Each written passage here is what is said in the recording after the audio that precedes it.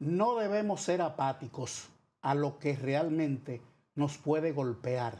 Por más distante que usted se sienta, que China, con diferencia de hora de 12, Exacto. en Carimati, que tiene 18 horas de diferencia, por donde primero Sí. cambia el año, Sí. en Japón, en Irán, algo llega.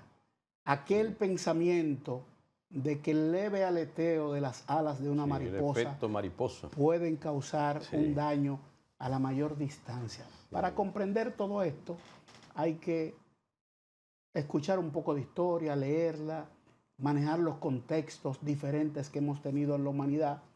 Y un catedrático, embajador, un estudioso, Luis González, está con nosotros para comprender.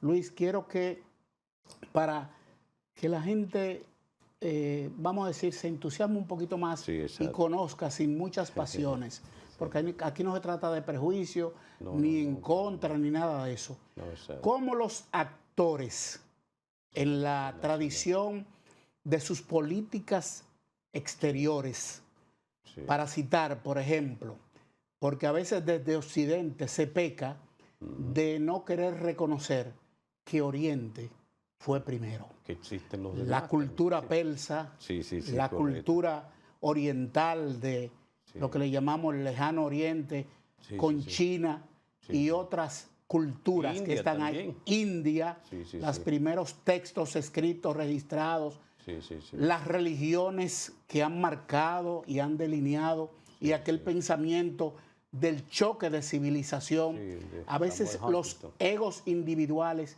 y a veces, llamémosle, egos de conglomerados o naciones que se creen más poderosas o superiores Sí, sí, a sí. otros. El etnocentrismo. ¿Cómo manejar eso? Sí. Bueno, tú has hecho con tu pregunta una síntesis brillante que yo voy a tratar de continuar para que el auditorio, los que nos siguen, un poco entiendan. Bueno, de lo que se trata es eso. En los últimos 500 años, desde el llamado 1492, cuando se supone que descubren a América, pues llega la era del llamado Occidente. Para que la gente entienda este concepto, lo voy a resumir brevemente. Se entiende como Occidente ese grupo, esa cultura que surge ahí en esa parte de Europa, en esa pequeña península de una gran masa continental que se llama Eurasia, que termina allá en el lejano oriente y comienza en ese pedacito de tierra de 8 millones de kilómetros cuadrados. Rusia solo tiene el doble de lo que es la llamada Europa de Occidente, pero fueron los países que asumieron con España, que por eso estamos nosotros aquí hablando español en esta isla, donde lo que había eran taínos con su cultura, fueron eliminados. Portugal, después el Reino Unido, que fue el mayor imperio discontinuo del planeta, los Países Bajos, que tuvieron una época importantísima, incluso la economía de hoy depende mucho de lo que sucedió en los Países Bajos en el siglo XVII, y naturalmente esa y con la parte de la religión cristiana, y luego la parte musulmana se hace parte de Occidente también, aunque surge en lo que se conoce como el Próximo y Medio Oriente. Es bueno que la gente entienda esa parte, la parte cultural, para luego entender la parte política.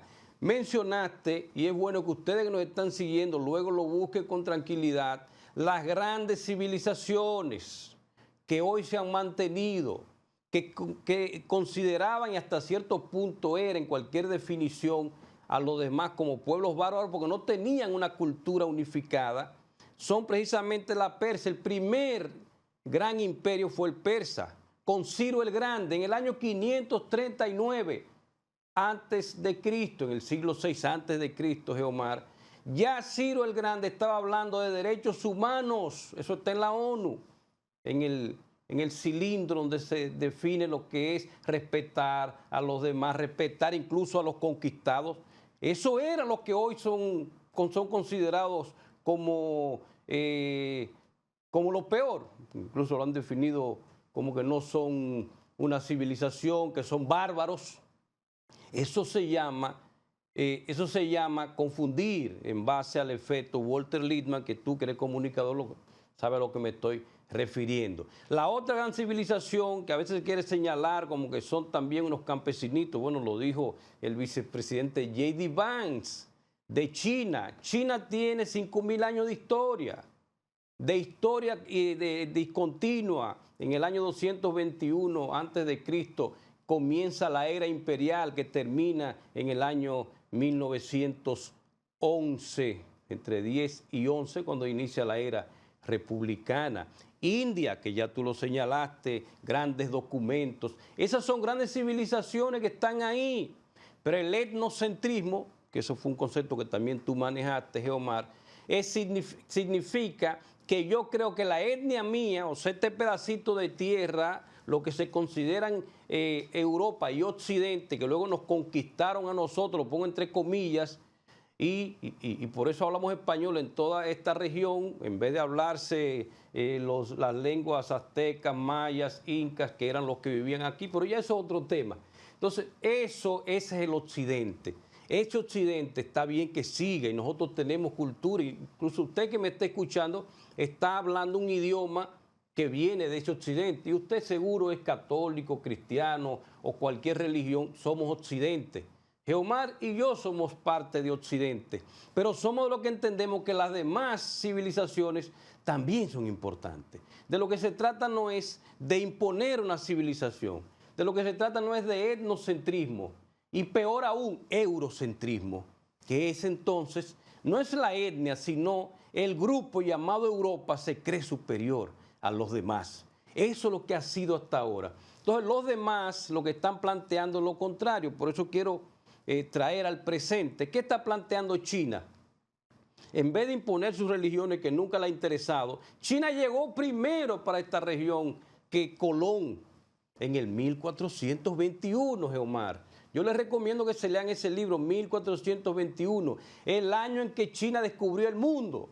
Colón llega en el 92, pero China no vino a imponer religión, ni a decir que lo que están aquí son unos, lo que sea, lo que tú sabes, que con el argumento que se llegó de imponer religión, Entonces, China lo que llegó fue a hacer comercio, es lo mismo que está haciendo ahora. La franja y la ruta de la seda. Exacto, la primera, la famosa ruta de la seda, sí. Y luego ya en el 2013 plantea la franja y la ruta reciente. Eso lo que está planteando China es, por eso lo uno con tu pregunta, Geomar, es el diálogo de civilizaciones. Y el temor que el temor que tienen los estados o los grupos humanos a ser desplazados por otro, lo que pasó en el mundo griego con Atenas y Esparta. Esa fue la guerra la trampa de Tucídides. Sí. Entonces, se puede estar manifestando ese temor al desplazamiento. Quizás esas grandes potencias no se van a enfrentar directamente, pero tienen unos terceros estados pivotes, ese tipo de cosas que son los que llevan el choque. Sí, eso te iba a decir. El choque de civilizaciones de Samuel Huntington ha sido superado por lo que está planteando China. Ahora, léase la propuesta de gobernanza global dada a conocer por China en septiembre del 2025. ¿Qué es lo que plantea? En vez de choque de civilizaciones, diálogo de civilizaciones. En vez de etnocentrismo, respeto por todas las culturas. Si logramos eso, y es la única salida, Geomar, que nos queda, es respetar a todas las culturas, respetar a los pequeños. Si logramos eso, entonces, sin lugar a dudas, lograremos la paz perpetua de la que hablaba Immanuel Kant. Y es la única salida que nos queda, Luis, como seres humanos. Se está peleando por tierra y mar, pero ya el hombre está conquistando el espacio. Sí, exacto. Entonces, estas mismas guerras que se dan aquí pudieran proyectarse como aquella película de la Guerra de la Galaxia, sí, por conquista de la Luna, de Marte y ese tipo de cosas. Si seguimos con esa mentalidad troglodita en el planeta, entonces sí, pero si seguimos con una mentalidad de cooperación, de ganancia compartida, podríamos conquistar el espacio en favor incluso de si hay otros, como se plantea, en vez de ir a imponer, llegar a la cooperación, a la colaboración, al intercambio de ideas, de expresiones. Esa es la única mentalidad que tenemos que cambiar y está ahí la propuesta por China. Léaselo y vea la historia de China que nunca ha tenido la intención de sustituir al hegemón que es Estados Unidos para el quítate tú para ponerme yo y de imponer religión, no le interesa. Es más, China no tiene una religión, lo que tiene son creencias, el confucianismo, el taoísmo. Estilos de Hay vida. 32 millones de cristianos y católicos. Yo he estado en China en matrimonio, Sí. en bodas católicas. O sea, más, 3 veces la población de donde estamos hablando, porque yo sé que este programa lo ve el mundo entero, que es la República Dominicana, hay en China de cristianos, pero para los 1.450 que son ellos, es muy poco. Y el liderazgo de esas entidades no estatales, pero que influyen mucho, como las iglesias, Sí. ¿qué tan responsable hemos visto un papa que ha Sí, estado exacto. ya haciendo llamados a la Sí, paz? sí, sí, claro. Pueden influir porque en una ocasión algún líder de eso, cuando se planteó que fuera a la mesa del diálogo, el Papa, no recuerdo el nombre de ese momento, Sí. dijo, ¿cuántos tanques tiene el Vaticano o el Papa? Como manera de burla. Sí. Reitero, por esa mentalidad, es la mentalidad que tenemos la responsabilidad, Geomar, de erradicar, porque no hay salida, no hay posibilidad de avance, no hay posibilidad de paz, no hay posibilidad de seguir multiplicando la humanidad con esa mentalidad. La mentalidad de que no importa si el Papa tiene o no tiene tanques ni tiene misiles, pero tiene la representación de casi 2.000 millones de personas que son creyentes de una religión. Esos daños que crea la guerra, muertes de personas, todo esto, cada vez que se dispara un misil o explota una bomba, genera una alteración en el clima. Sí, correcto. Se está dañando todo. Mantener la guerra un segundo más significa muerte, significa aumentar la deuda de los estadounidenses que nos están mirando ahora. Esta guerra de ahora reciente, de estos días, le ha costado al estadounidense más de 30.000 millones de dólares de manera directa, y ni hablar de las consecuencias económicas, incluyendo un país como del que estamos hablando, la República Dominicana. Pero esa misma guerra genera mucho dinero y muchas ganancias Sí, porque a ciertos grupos. Sí, porque hay un negocio de la guerra. Esos son los sectores que no le importa la muerte de niños. Solamente en Gaza van 21.000 niños muertos y mujeres. Y solamente en Gaza, en ese pequeño territorio que se llama la Franja de Gaza, ahí solamente han muerto. En el primer misil que cayó en Irán el 28 de febrero fue a una escuela de 170 niñas que estaban ahí. Entonces ya tú lo has dicho. Esas guerras tienen detrás un complejo militar, un sector que vive de eso. Y yo he dicho, Geomar, y lo voy a reiterar aquí en tu programa y los que nos siguen, que mientras la guerra sea negocio, no habrá paz. Y mientras la salud, o sea, la enfermedad sea negocio, no habrá salud tampoco. Pero usted ve estos dos sectores, el sector militar y el sector farmacéutico, son de los más, de los que más crecen desde el punto de vista económico. Y eso es lo que tenemos que ver. Como decía, Garganta Profunda, eso tú lo conoces bien porque también era un buen comunicador. El Garganta Profunda, que fue el que le dio la información en el caso Watergate, él decía, solamente hay que seguir el dinero. Usted que me está mirando, sigue el dinero.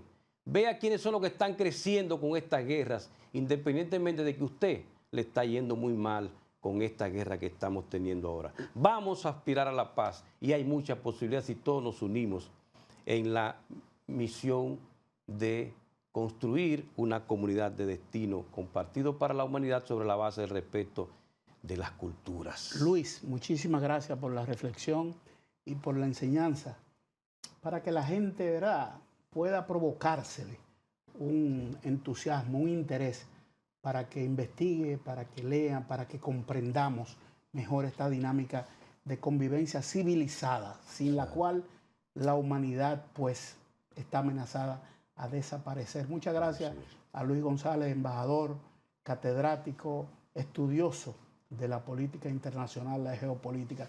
A ustedes muchas gracias. Nos vemos en una próxima entrega de su programa Influyentes con Geomar García.